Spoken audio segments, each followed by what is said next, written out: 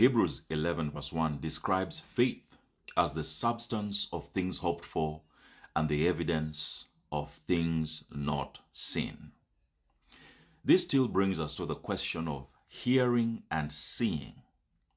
The things hoped for and the things not seen are that which God has already established in the invisible realm.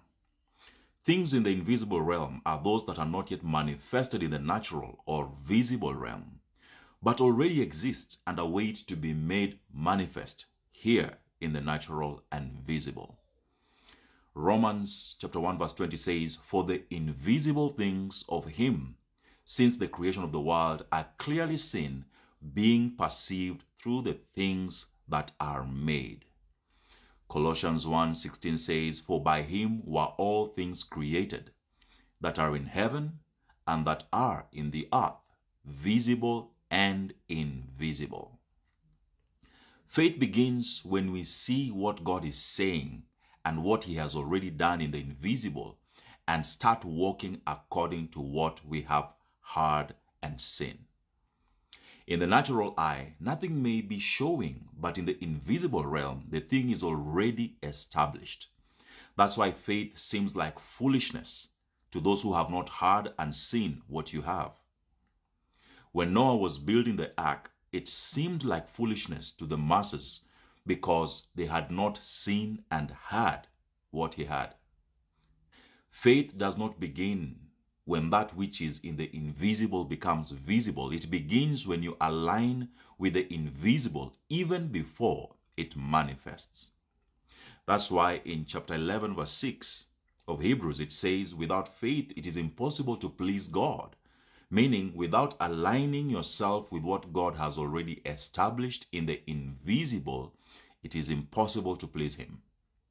Verse 6 continues to say, "For he that comes to God must believe that he is." In order to align with what God is saying and has established, you must believe that he is the source and sustainer of all things.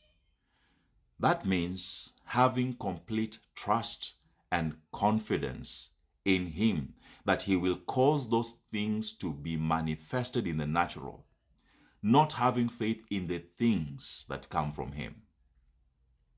Now this brings clarity to why obedience is better than sacrifice.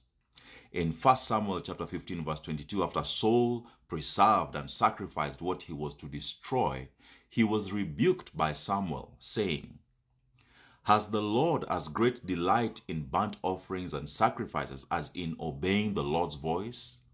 Behold, to obey is better than sacrifice, and to listen than the fat of rams." Obedience is when we move as per God's instruction, based on what he has already established in the invisible, and not what we see in the natural that seems to make sense to us. That's why we are to walk by faith and not by sight.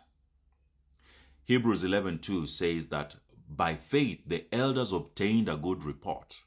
Then in verse 13 it says that they all died in faith, not having received the promises, but having seen them from afar, and were persuaded of them and embraced them. Their faith was not validated because they manifested in the natural what they believed and claimed, but because they walked in alignment and obedience to what God had promised. Their alignment and obedience is what paved way for the coming generations to walk in the fulfillment of what God had spoken and showed them. Faith does not begin when we start experiencing something in the natural, but when we see what God is saying and align ourselves with it. So, what has God been saying to you that you've not yet taken action on? Are you seeing things as he is saying, or are you seeing things based on the prevailing natural circumstances? Are you afraid to look foolish because his instructions seem to go against what's popular? Are you still praying about what you should be working on? Hiding in prayer will not replace faith. Overthinking will not substitute faith. Take action and obey what God is saying because faith without works is dead.